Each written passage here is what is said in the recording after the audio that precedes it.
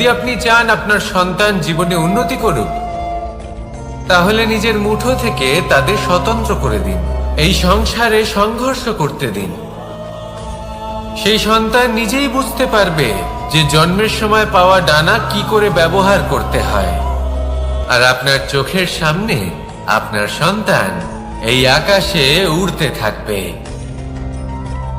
তাহলে আসুন আমার সাথে ভালোবেসে বলুন, রাধা রাধা।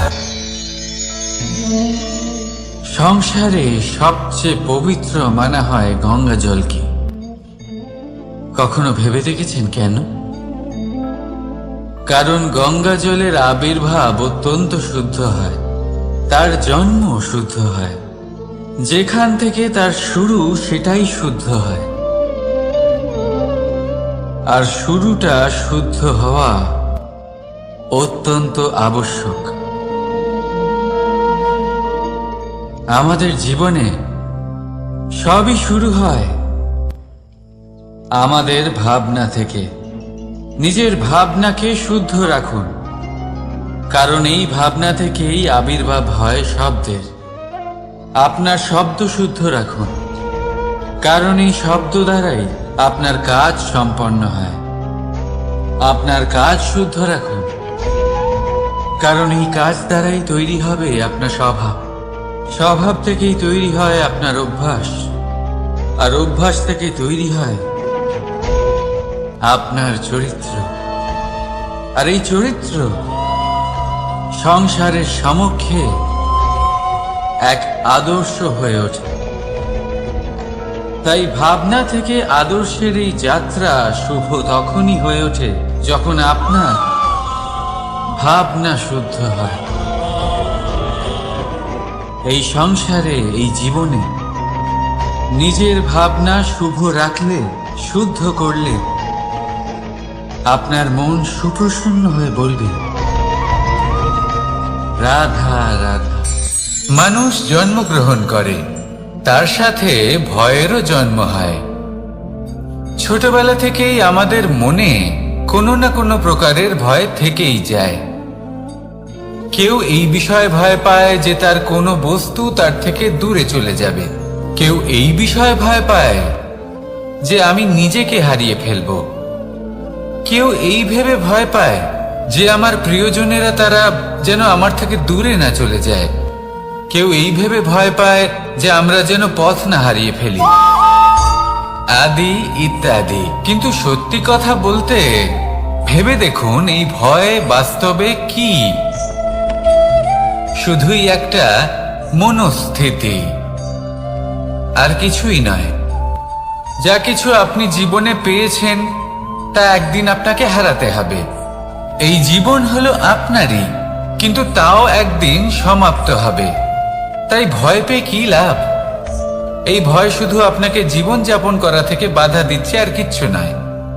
পথ হারিয়ে ফেললেই বুঝতে পারবেন যে নতুন পথ কিভাবে বানাতে হয়। কিছু মানুষকে জীবন থেকে হারালে তবেই আপনি বুঝবেন যে আপনার আপনজনকে। এই ভয়ের কারণে ভীত হয়ে থাকবেন না। এই তারা নক্ষত্র অন্ধকারের অভাবে গুরুত্ব হারায়। শিবকেও মহাদেব হবার জন্য বিষপান করতে হয়েছিল। প্রত্যেক পরিস্থিতি, প্রত্যেক সাফল্য আপনার পরীক্ষা নেবে। তাতে উত্তীর্ণ হওয়া হলো আপনার কর্ম। যখনই আপনি ভয় পাবেন বা সংকটের সম্মুখীন হবেন, তখন সাহসের সাথে তার সম্মুখীন হন। মনে রাখবেন, যে সম্মুখীন হতে জানে, সাফল্য তার সাথে সবসময় থাকে। আসুন আর আমার সাথে ভালোবেসে বলুন, রাধা রাধা। আমাদের হাতটা দেখুন। এই হাতে 5টা আঙুল আছে, যা ভিন্ন ভিন্ন ধরনের। একরকম কেন নয়? কারণ হলো প্রত্যেকের নিজের নিজের গুরুত্ব আছে, নিজের নিজের মাহাত্ম্য আছে। এরা ভিন্ন, তাই একত্রিত হয়ে মুষ্টিবদ্ধ করা সম্ভব, যার দ্বারা আমরা আত্মরক্ষাও করতে পারি, আবার আক্রমণও করতে পারি। যদি 5টি আঙুল সমান হতো, তাহলে মুষ্টিবদ্ধ হতে পারত না, নিজেদের মধ্যে বিভ্রান্তির সৃষ্টি করত। এবার এরকমই কিছু আমাদের সংসারেও হয়।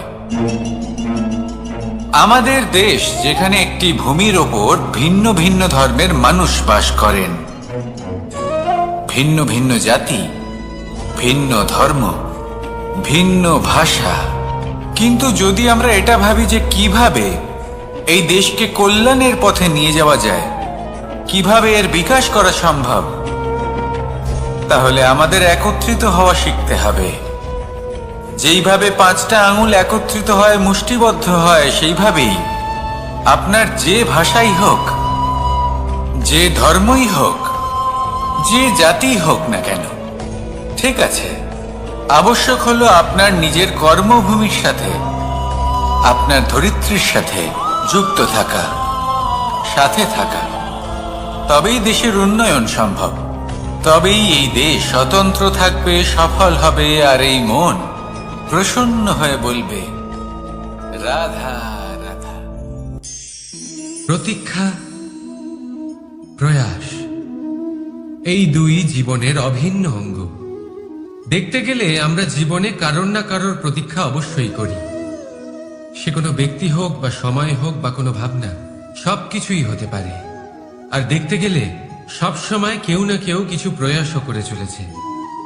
যেমন সাফল্য আসার প্রতীক্ষা, বিফলতা যাতে না আসে তার জন্য প্রয়াস, সুখ আসার প্রতীক্ষা, দুঃখ যাতে না আসে তার জন্য প্রয়াস। এবার প্রতীক্ষা আর প্রয়াসের মধ্যে এক ঘনিষ্ঠ সম্পর্ক রয়েছে, আর তা হলো যিনি প্রতীক্ষা করেন তিনি ঠিক তাই পান যা একজন প্রয়াস করা ব্যক্তি পেছনে ফেলে আসে। তাই প্রতীক্ষা নয়, প্রয়াস করুন। এই প্রয়াসের মধ্যেই সুখের চাবিকাঠি রয়েছে। রাধা রাধা।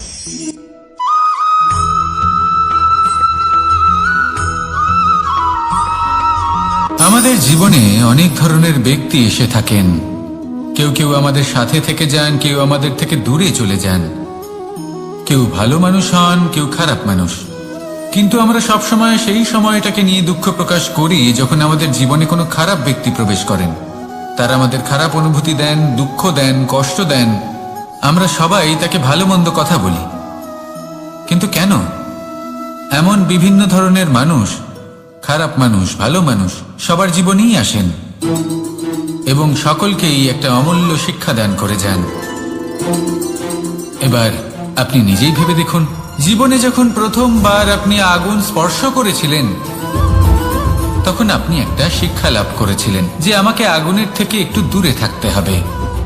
তারপর আস্তে আস্তে আপনি শিখলেন যে কিভাবে এই আগুনকে নিয়ন্ত্রণে রাখতে হবে। তারপর আপনি শিখলেন যে কিভাবে নিজের জীবনে তাকে প্রয়োগ করতে হবে, তা সে অন্ধকারে প্রকাশ লাভ করার জন্য হোক বা খাবার বানানোর জন্য। সেইভাবেই কোনো খারাপ ব্যক্তি যখন আপনার জীবনে আসে, কোনো শিক্ষা দিয়ে যান, তার প্রতি কৃতজ্ঞ থাকুন। তার বিষয় খারাপ ভাবার বা খারাপ অনুভূতি নিয়ে থাকার কোনো প্রয়োজন নেই। সেই শিক্ষা লাভ করুন, ইতিবাচক মনোভাব নিয়ে জীবনের সামনে এগোতে থাকুন। কেউ নেই যিনি আপনাকে বাধা দিতে পারেন। আসুন আমার সাথে ভালোবেসে বলুন রাধা রাধা।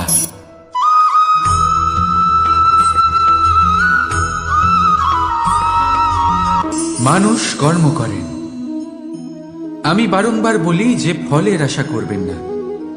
তাও মানুষ কোথাও না কোথাও নিজের কর্মের বদলে কোনো না কোনো ফলের আশা অবশ্যই রাখেন। কখনো তিনি সফল হন, কখনো অসফল। সেই জন্যই আমি বলি যে ফলের আশা কখনো রাখবেন না, কারণ সাফল্য বা অসফলতা মনের মধ্যে রাখলে কখনো কোনো লাভ হয় না। যদি সাফল্য মনের মধ্যে রাখেন তাহলে অহংকার জন্ম নেবে। যদি অসফলতা মনের মধ্যে রাখেন তাহলে এক হীনমন্যতায় আপনি ভুগবেন, যা দিয়ে কোনো শুভ কর্ম হবে না। সেই জন্য শুধুই কর্ম করে যান, কর্মেই মগ্ন থাকুন।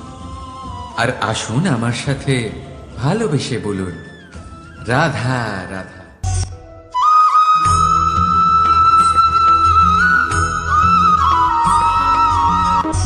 বন্ধু আর শত্রু, প্রত্যেকের জীবনের একটা বড় অংশ এর উপরে নির্ভরশীল হয়ে থাকে। আপনার জীবনে সফলতা আর অসফলতাও এর উপরে নির্ভরশীল। কিন্তু এই বন্ধু এবং শত্রুদের খুঁজে পাওয়ার জন্য আপনাদের বাইরে যাবার প্রয়োজন নেই, কারণ এরা স্বয়ং আপনার ভেতরেই আছে। আপনি যদি বিনম্র থাকেন, যদি আপনি নিরন্তর প্রয়াস করতে পারেন, তাহলে আপনার কোনো বন্ধুর প্রয়োজন নেই। যদি আপনার মধ্যে অহংকার থাকে, যদি প্রতি কথায় আপনার মধ্যে ক্রোধ উৎপন্ন হয়, তাহলে আপনার শত্রুর কোনো প্রয়োজনই নেই। নিজের অন্তরের এই বন্ধু ও শত্রুকে চিনুন, আর আমার সাথে ভালোবেসে বলুন, রাধা রাধা।